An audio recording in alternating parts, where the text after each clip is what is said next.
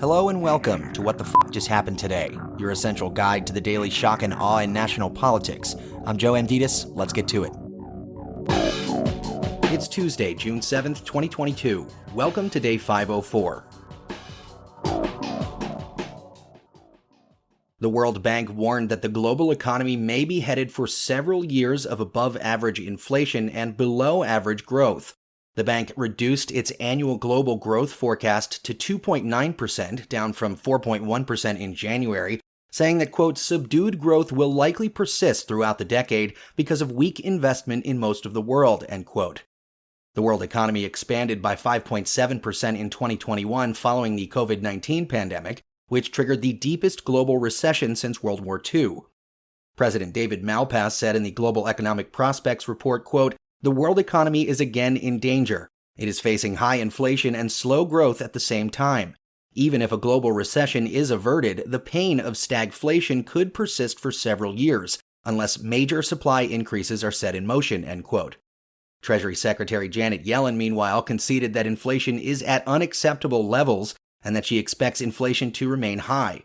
She pointed to, quote, disruptions caused by the pandemic's effect on supply chains and the effects of supply-side disturbances to oil and food markets resulting from Russia's war in Ukraine, end quote, naming them as the primary reasons for the high prices. At the same time, atmospheric CO2 levels topped 420 parts per million in May, 50% higher than the level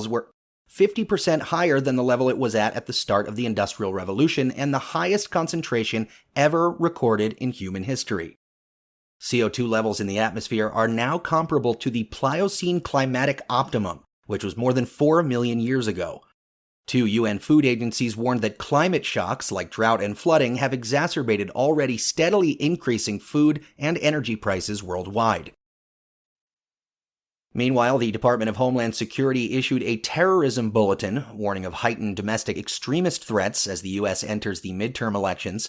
In the latest National Terrorism Advisory System bulletin, the DHS said that the U.S. was already in a heightened threat environment, but a Supreme Court decision on abortion, an increase in migrants at the U.S.-Mexico border, and the midterm elections coming up could worsen the situation and trigger extremist violence over the next 6 months.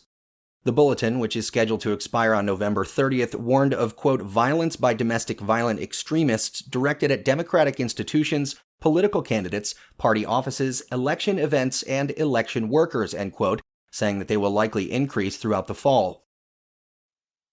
Moving on, the Trump campaign directed a group of 16 Georgia Republicans named as alternate electors to operate with, quote, complete secrecy and discretion, end quote, as Trump attempted to overturn his defeat by Biden in the 2020 election. Robert Sinners, the Trump campaign's election operations director for Georgia, sent a December 13, 2020 email instructing the electors to tell security guards at the building that they had an appointment with state senators. Quote, please, at no point should you mention anything to do with presidential electors or speak to the media, Sinners wrote, adding, quote, your duties are imperative to ensure the end result, a win in Georgia for President Trump, but will be hampered unless we have complete secrecy and discretion, end quote. And finally, the Secret Service said Trump's call for supporters to, quote, walk down to the Capitol, end quote, on January 6, 2021, prompted agents to consider options to secure a motorcade. Ultimately, however, agents found that transporting Trump to the Capitol would not be feasible.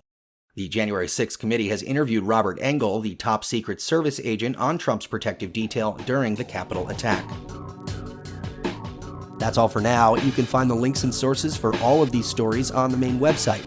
And as always, visit whatthefjusthappenedtoday.com for the latest news and headlines. Until next time, I'm Joe Amditis. Wait a minute. What the fuck is going on?